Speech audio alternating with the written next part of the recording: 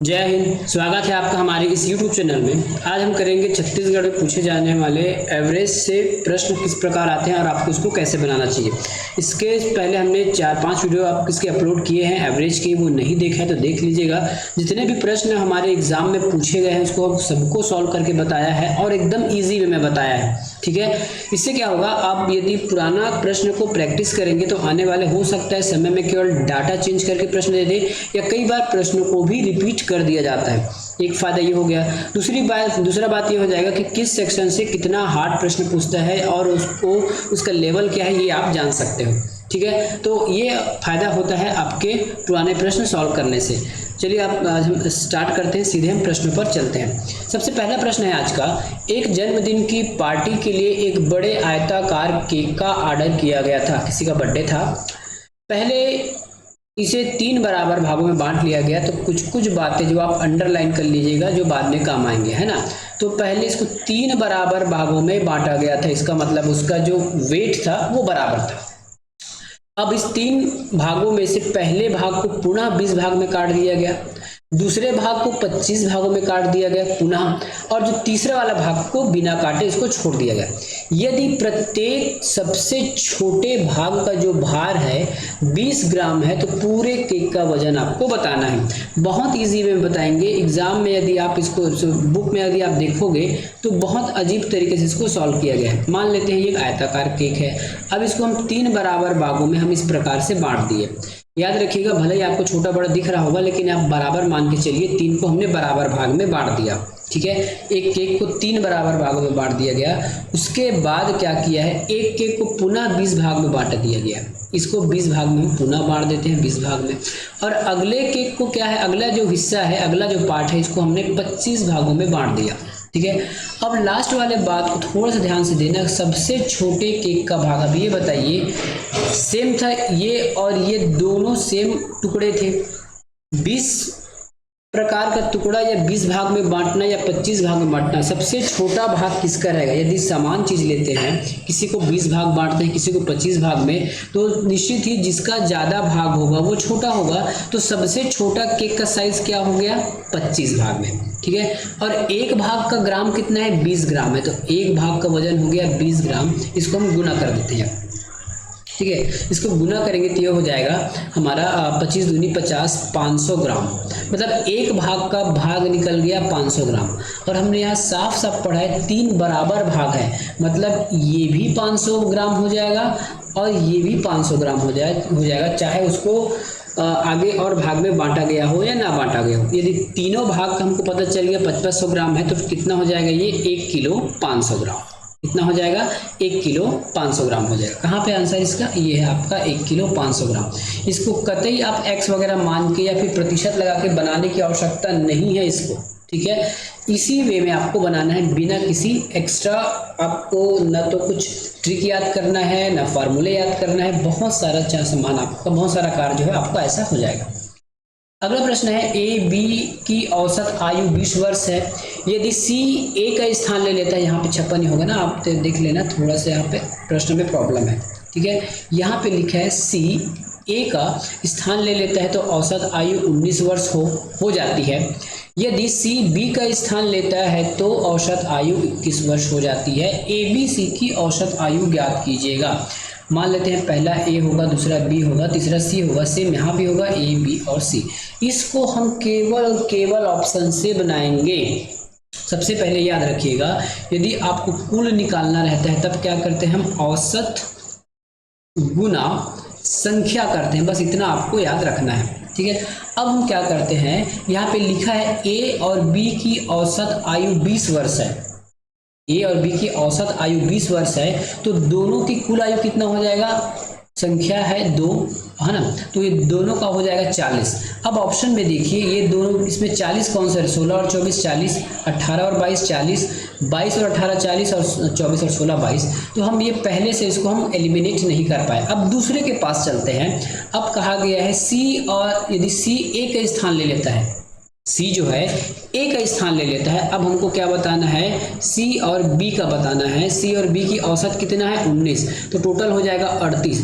अब देखिए सी और बी हमको 38 दिखना चाहिए। सी और बी कहाँ पे है, ये दूसरा सी और बी। देखिए 24 और 20 को जोड़ूंगा तो मुझे 38 मिलेगा ही नहीं मिलेगा, इसको मैंने काट दिया।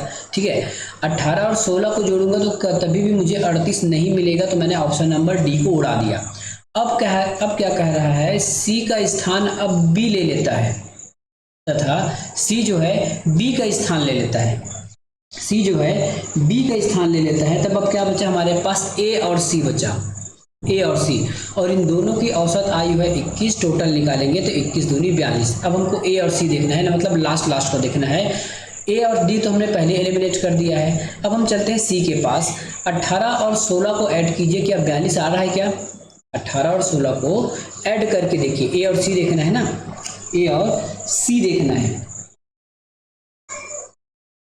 ए और सी देखना है। तो 42 आ रहा है क्या? 8 6 14, तो 8 और 6 14 मतलब इकाई अंक 4 आ रहा है, तो ये भी नहीं होगा। अब देखते हैं 22 और 20 को जोड़ेंगे तो 42 आ जाता है, तो इसके हिसाब से हमारा ऑप्शन नंबर बी सही है। ठीक है, ऑप्शन नंबर बी सही है। तो ये हमने ऑप्शन से सॉल्व कर लिया बिना कोई भी ट्रिक लगाए। ठीक है, प्रोसेस से भी हमको बनाने की आवश्यकता नहीं पड़ी। मैंने आपको बताया था, इसलिए ये बहुत धीरे धीरे बहुत आराम से आपको बताना पड़ा। यदि आप इसको बुक में देखेंगे तो 6 से 7 लाइन से भी ज़्यादा का प्रश्न नहीं है। अगला बार, ए बी का औसत वेतन 6000 रुपये है, सी डी ई का औसत वेतन 8000 है। पांचों का औसत क्या होगा? देखिए हमको निकालना है कुल निकालने के लिए एवरेज इनटू नंबर। ठीक है, ये हमको पहला पता है। अब हमारे पास ए बी है, ए बी का कुल निकालना रहेगा तो ए बी 2 संख्या है, तो 2 गुना एवरेज कितना है 6000, तो 6000 को गुना करेंगे तो ये हो जाएगा हमारा 12000। ठीक है, अब अगली बार चलते हैं सी डी और ई के पास। यहाँ कितनी संख्या है? 3 संख्या है। एवरेज कितनी है? 8000 है, तो 8000 लिखिए। ये हो जाएगा 8 तिया 24000। कितना? 8 तिया 24000। अब इसको जोड़ लेते हैं, टोटल यहाँ संख्या हो जाएगा 5 और 12 और 24 को ऐड कीजिए। 12 24 को ऐड करेंगे तो ये हो जाएगा हमारा 36000। कितना? 36000।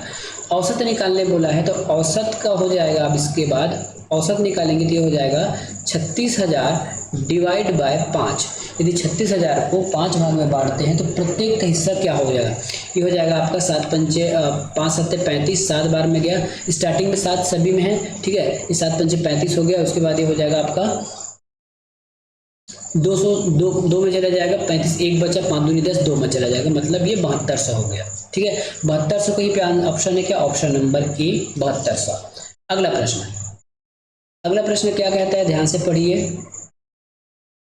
5 लगातार संख्याओं का औसत 16 है। सम विषम की बात नहीं कहा कि इसका मतलब ये लगातार संख्या है। तो सबसे बड़ी संख्या बात याद कीजिए, याद रखिएगा औसत का मतलब होता है मध्य वाली संख्या, बीच वाली संख्या। हम 5 संख्याओं का जगह बना रहे हैं, 1 2 3 4 और ये 5। ठीक है, औसत हमेशा सेंटर में रहेगा, तो बीच वाली संख्या 16 है। लगातार बोला है तो ये हो जाएगा 17, ये हो जाएगा 18, उससे पहले हो जाएगा 15 और ये हो जाएगा 14। पूछा क्या गया है? बड़ी संख्या, तो बड़ी संख्या तो 18 है, ये हमारी बड़ी संख्या हो गई। यदि छोटी संख्या पूछा जाता तो ये हमारा छोटी संख्या है। बिना किसी तरीके, बिना एक्स वगैरह, बिना किसी फार्मूले के आपका आंसर आता है। यदि आप ये प्रश्न पहले से सॉल्व कर ले होते तो शायद आपकी कहीं जॉब लग गई होती, यदि आप इस प्रकार से पढ़े होते तो। चलिए आगे चलते हैं।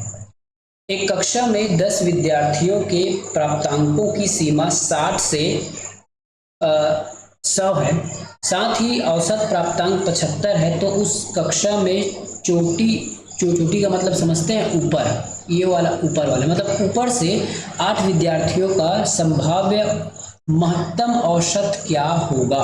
ठीक है, सबसे पहले कितने विद्यार्थी हैं? 10 विद्यार्थी हैं, ये 10 विद्यार्थी हो गए।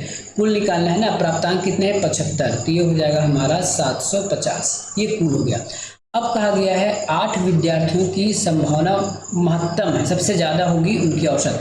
बचा हमारे पास पर टोटल 10 है, तो 2 बचा, तो मिनिमम 2 विद्यार्थी बचा और उनका औसत मिनिमम कितना है? 60, तो 2 विद्यार्थियों का मिनिमम हम निकालेंगे 60, तो ये हो जाता है 120। बाकी शेष 8 का कितना हो जाएगा? मैक्सिमम हो जाएगा। अब इसको 750 में आप 120 को माइनस करेंगे, 750 को 120 में माइनस करेंगे तो ये कितना हो जाएगा, 750 को 120 में माइनस कीजिए, ये हो जाएगा 630 हो जाएगा। कैसे आया, हमने इन दोनों को माइनस किया, कितना माइनस किया, इस प्रकार से 750 माइनस 120, ठीक है, 750 माइनस 120 हो गया। अब चलते हैं, ये हो गया 650 हो गया। अब ये कितने लोग का है, 8 लोग का है ना, ये 630 8 लोगों का है, तो 8 लोग को इसमें वापस बांट देंगे तो हमको औसत मिल जाएगा, ठीक है, इसको बांट दीजिए, बांटेंगे तो हमारा आंसर आ जाएगा 78.75, कहीं पे है क्या, 78.75, ऑप्शन नंबर डी। इस प्रकार से आप इसको बनाना था। मैं ज़्यादा कैलकुलेशन करके नहीं दिखा रहा हूँ क्योंकि कैलकुलेशन तो आपको आता ही होगा, मैं ये मान के चल रहा हूँ कि आपको कैलकुलेशन आता ही होगा, बनाना कैसे मैं ये आपको बता रहा हूँ। अगला प्रश्न चलते हैं, अगला प्रश्न के पास चलते हैं। तो अगला प्रश्न क्या कह रहा है, ध्यान से पढ़िए। 24 लड़कों व उनके शिक्षकों का औसत आयु 15 वर्ष है। यदि शिक्षक की आयु हटा दिया जाए तो औसत आयु में 1 वर्ष कम हो जाती है। शिक्षक की आयु आपको ज्ञात करनी है, ठीक है, शिक्षक की आयु ज्ञात करनी है। यदि मुझे बनाना होता तो मैं कैसे बनाता, देखिए ये 15 मैंने ले लिया, औसत आयु है। अब 1 वर्ष कम हो जाता है हटाने पर, ठीक है, 1 वर्ष जो है हटाने पर कम हो रहा है, तो ये कितना हो जाएगा, ये 1 वर्ष कम हो रहा है। कितने लोग थे, 24 लोग थे ना, तो 1 वर्ष यदि हम कम हो जाता है, 1 वर्ष कम हो जाता है ना, तो ये कितना हो जाएगा आपका,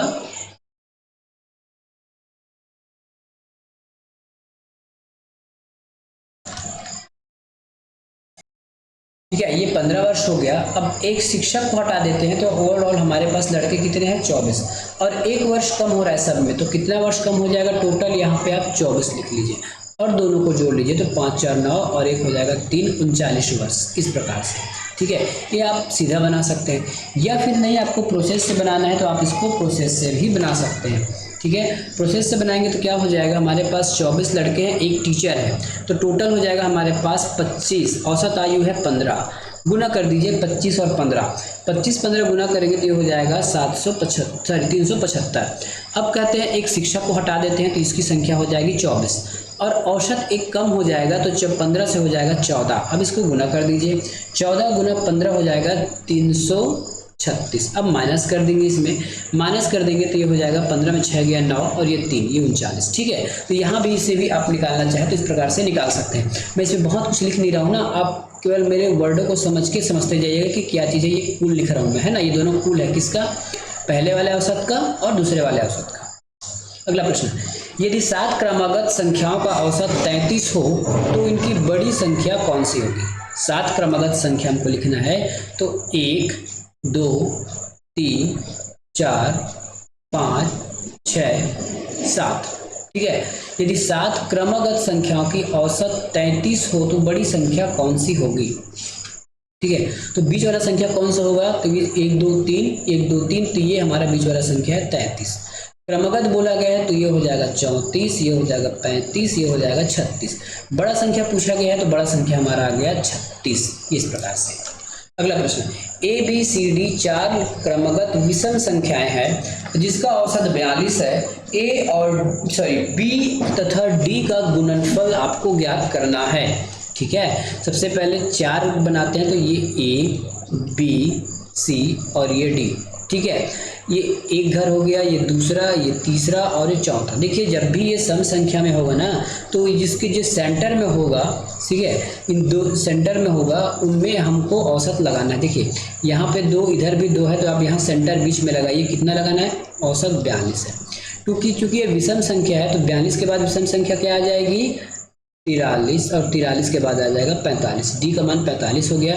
42 से पहले विषम संख्या क्या होगा, 42 से पहले विषम संख्या होगा 41 और ये हो गया 39, ठीक है। पूछा गया है बी और डी का गुणनफल, तो 41 गुना 45, 5 एकम 5, ये हमारा इकाई अंक केवल 5 डी में है, तो ये हमारा आंसर हो जाएगा, ठीक है। इकाई अंक से भी बना सकते हैं, 5 एकम 5 हो जाएगा 1845, ये इसका उत्तर है।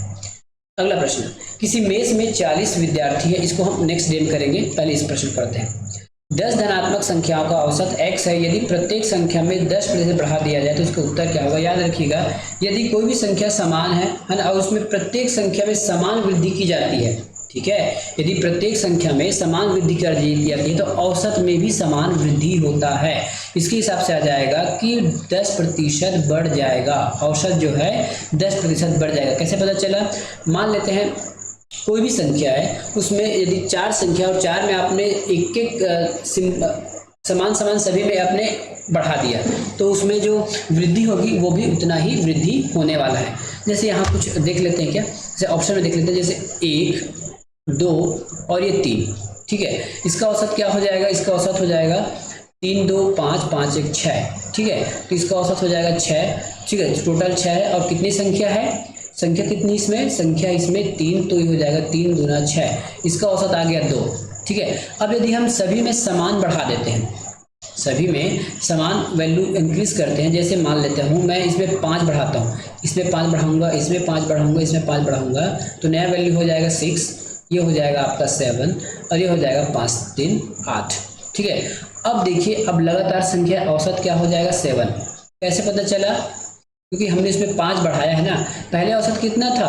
2 था। अब प्रत्येक में हमने 5 बढ़ा दिया तो सीधा औसत में आप बढ़ा के लिख दीजिएगा 7, इस प्रकार से, ठीक है। तो औसत में 7 की वृद्धि कैसे पता चला? क्योंकि सभी में समान बढ़ाया गया है, इसलिए ये सभी में यदि आप 10% बढ़ाते हो तो औसत में भी 10% बढ़ जाएगा।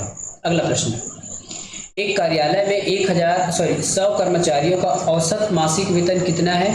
16,000 है। ये औसत निकाल बता दिएगा, मतलब एक का 16,000 रुपये है। प्रबंधन ने प्रत्येक कर्मचारी के मासिक वेतन में 5% की वृद्धि की, परंतु प्रत्येक कर्मचारी को पहले से मिलने वाला 800 रुपये मासिक यातायात भत्ता काट दिया गया। नया औसत क्या होगा? ठीक है, तो हमको औसत पहले से पता है, क्या कितना है? ये 16,000 औसत है। इसमें 5% की वृद्धि की गई है, मतलब 105/100 हो जाएगा, ठीक है। 105/100, 2 0 काट दिए, ये हो जाएगा आपका 16,800 रुपया, ठीक है। ये पहला कंडीशन हो गया। दूसरा कंडीशन क्या है? अब इसमें 800 रुपये माइनस कर दिया गया है बढ़ाने के बाद। इसमें अब हम 800 रुपये माइनस करते हैं तो ये वापस में अपने स्थान पे आ जाएगा 16,000 में, ठीक है। तो नया मासिक वेतन भत्ता क्या हो जाएगा? 16,000 का 16,000 ही रहेगा, इसमें कोई इंक्रीज नहीं हो रहा है। तो क्या किया? माइनस किया है ना, याद रखिएगा। अब अगला देखिए, यदि 32, 47 और 47 और x तथा 41 का औसत 55 है तो x का मान बताइए, ठीक है। देखिए, औसत का मतलब होता है, ये देख लिए औसत, ये औसत मतलब होता है कुल बटा संख्या, ठीक है। तो हमारे पास संख्या कुछ दिए, उसको कुल कर लेते हैं, मतलब टोटल कर लेते हैं। 32 प्लस 47 प्लस x प्लस 41, ठीक है। औसत निकालेंगे तो औसत क्या हो जाएगा? कितनी संख्या है? 1, 2, 3, 4 संख्या है तो ये 4 हो गया, ठीक है। 4 संख्या है ना, तो ये 4 हो गया, 4 संख्या है तो 4 हो गया। अब औसत देखिए, ये औसत का फार्मूला है ना, औसत का फार्मूला है कुल बटा संख्या, और हमारे पास औसत पहले से है 55, तो दोनों इक्वल हो जाएंगे। यहाँ से जो औसत निकालेंगे वो, और पहले जो औसत है वो हमारा इक्वल ही होगा। अब इसको आपको पक्षांतर करके सॉल्व करना है, ठीक है। इस 55 गुना 4 करेंगे, 55 गुना 4 कीजिए, 55 गुना 4 करेंगे तो ये हो जाएगा आपका 220 हो जाएगा। कितना हो जाता है? 220 हो जाएगा। पहले 32, 37 और 41 को ऐड करेंगे तो ये हो जाएगा 120 प्लस x बराबर 55 गुना 4 हो जाएगा 220। x का मान निकालने के लिए 220 माइनस 120, x की वैल्यू आ जाएगी 100, ठीक है। x की वैल्यू आ जाएगी 100, तो ये x की वैल्यू आ गई 100। तो इस प्रकार से आपको औसत का प्रश्न सॉल्व करना है। मिलेंगे नेक्स्ट वीडियो में। किसी प्रकार का सवाल हो तो कमेंट करके पूछ लीजिएगा।